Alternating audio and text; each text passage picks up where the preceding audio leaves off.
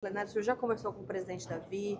Como é que está a conversa com o presidente Jair Bolsonaro? Se está tendo uma conversa, como é que esse ato vai durar até quando, até que dia? Vai ser só hoje? Olha, hoje eu acredito que vão fazer mais de 15 dias que eu não consigo falar com o presidente Davi, sou líder da oposição.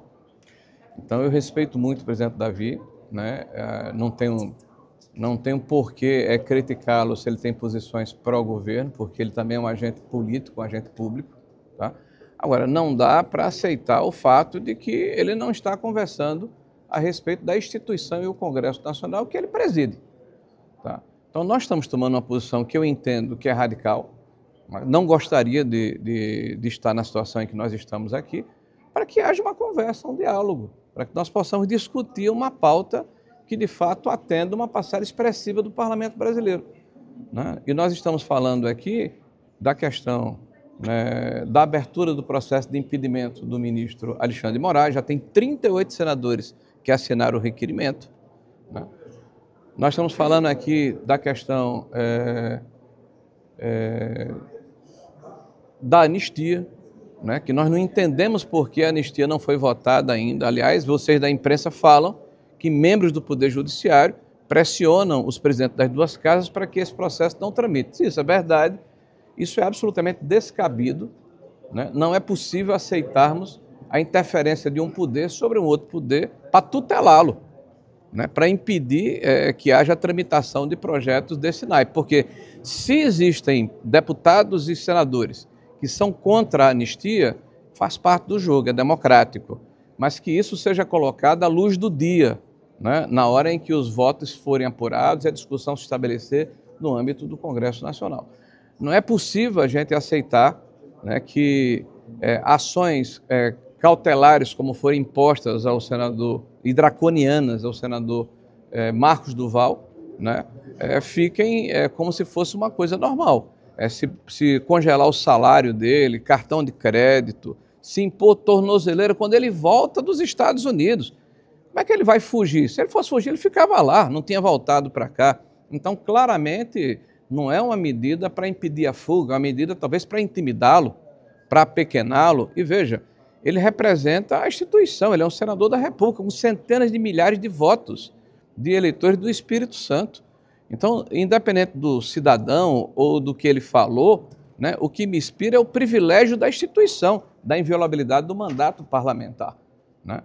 Nós defendemos que essas medidas precisam ser submetidas ao parlamento. Nós temos que votar aqui se aceitamos ou não essa situação. Nós estamos vivendo num momento em que ontem foram publicadas novas etapas do Vaza Toga e são horripilantes. O que nós vimos lá, se isso realmente for real, e eu acredito que pela responsabilidade daqueles que fizeram essa divulgação, né, que se estabeleceu dentro do Tribunal Superior Eleitoral, né, e posteriormente na apuração de 8 de janeiro, um grupo organizado para separar pessoas pela sua condição política. Dava uma certidão positiva e negativa. Isso me relembra a Alemanha nazista, isso me relembra a Itália de Mussolini, tá? Então, se você tem uma certidão positiva, porque você fez uma busca na rede social dessa pessoa, você é preso, porque você falou mal do PT, você criticou Lula, você fez uma crítica ao STF.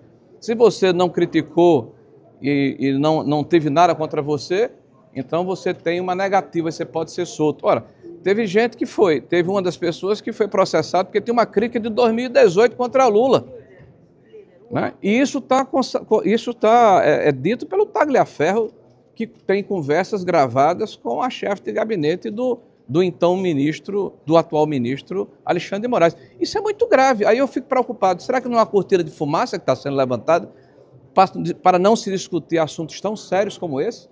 E vou lembrar de novo aqui, já que vocês estão me perguntando, o juiz auxiliar, o Ayrton, na primeira fase do Lava Toga, né, foi flagrado na seguinte conversa: ora, se você não tem nada contra essa revista, contra esse deputado, usa a criatividade. Ora, você orientar seus subordinados a buscarem provas contra alguém porque é seu adversário político, isso é a desmoralização do processo judiciário, a desmoralização da democracia brasileira. É muito sério o que está acontecendo no Brasil.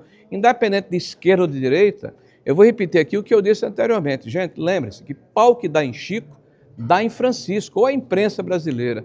ou aqueles que fazem opinião no Brasil acordam, ou pode ser tarde demais. Líder, no caso do ato aqui no Senado, né, os senhores estão aqui no plenário, isso vai durar até que horas? Dura até hoje? Acaba hoje? Os senhores vão pernoitar aqui? Como é que vai funcionar? Não, nós gostaríamos muito de acabar agora. Nós só queremos que o presidente do Congresso sente conosco e estabeleça conosco uma pauta de votação que nos atenda. Inclusive, nós não estamos pedindo que as pessoas votem coercitivamente, obrigatoriamente, com a pauta que nós estamos apresentando. Tá? Ninguém é obrigado a votar, isso é uma democracia. Agora, não dá para impedir que se vote. Não dá para permitir que as coisas continuem do jeito que estão. O poder legislativo está ficando cada vez mais irrelevante na cabeça da população brasileira. Mas o presidente Davi não atendeu então a demanda dos senhores. O presidente Davi disse bem hoje ao Senado? Eu estou há mais de 15 dias tentando falar com o presidente Davi. Se você conseguir uma audiência com ele, vou ficar muito feliz. O governo alega... O governo alega que tem pautas que vão vencer, como a medida, na verdade, o projeto que substitui a medida provisória, que dá a isenção do IR para quem ganha até 2 salários. Vence na próxima segunda.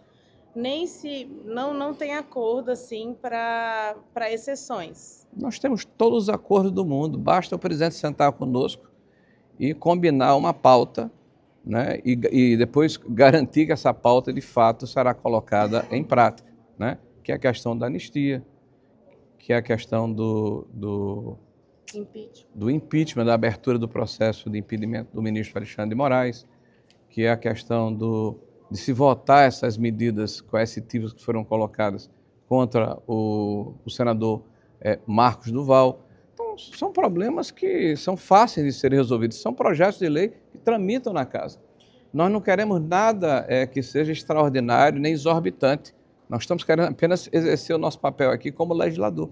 O Davi conversou com, acho que o Alessandro Vieira tinha um projeto da anistia, que aí falava de dosimetria da pena, mas seria para os crimes mais leves, como depredação, não entraria na questão do golpe de Estado e também não iria abranger o caso do Bolsonaro. Seria uma saída? Vocês aceitariam esse texto mais brando, por exemplo? Que não influencia. Olha, você sabe o que é que me constrange? A gente está conversando a respeito desse assunto como se o Brasil tivesse começado hoje, né? Você escuta pessoas respeitáveis que ocupam cargos públicos importantes no Brasil gritarem assim como se estivessem num jogo de futebol sem anistia. É um mantra que é repetido até a exaustão. Isso é uma hipocrisia sem limite, porque esses que gritam sem anistia são aqueles que foram beneficiados por ela. E não foi por crime de opinião, porque o presidente Bolsonaro não está sendo julgado por crime de corrupção. Foi por assalto a banco, foi por morte, né? Foi por agressão, certo? Foi por roubo, enfim. Toda sorte de violência que foi praticada, isso foi anistiado em nome da reconciliação do país. Sabe qual é a diferença? É porque naquela época, e o Brasil teve mais de 40 anistias, tiveram homens públicos que tinham estatura, capacidade de fazer esse trabalho de reconciliação e de conciliação do Brasil. Agora a gente não tem. A gente tem um presidente Lula que tem um retrovisor maior do que o para-brisa, que todo dia quando fala tem um tique nervoso na boca, fala Bolsonaro, que transfere responsabilidades, que não administra o país, que vive viajando no exterior, se hospedando em hotéis de luxo, fazendo um esforço extraordinário para ganhar um prêmio Nobel. Não vai ganhar o prêmio Nobel. Certo? Ele não vai conseguir. Agora, melhor ele faria se ele baixasse a bola e tentasse administrar o Brasil e os sérios problemas que o Brasil tem. São muitos. Como que o senhor recebeu ontem a notícia da prisão domiciliar do presidente Jair Bolsonaro? Como é que o senhor recebeu essa notícia? Com indignação, né? Um sentimento que eu acho que grande parte da população brasileira tem, né? De qual é o sentido de se impor ao presidente da República essa questão da prisão domiciliar, com a alegação de que era necessário em função do que aconteceu no domingo. É bom lembrar a vocês que no domingo foi a maior manifestação que ocorreu em praça pública desde as eleições de 2022.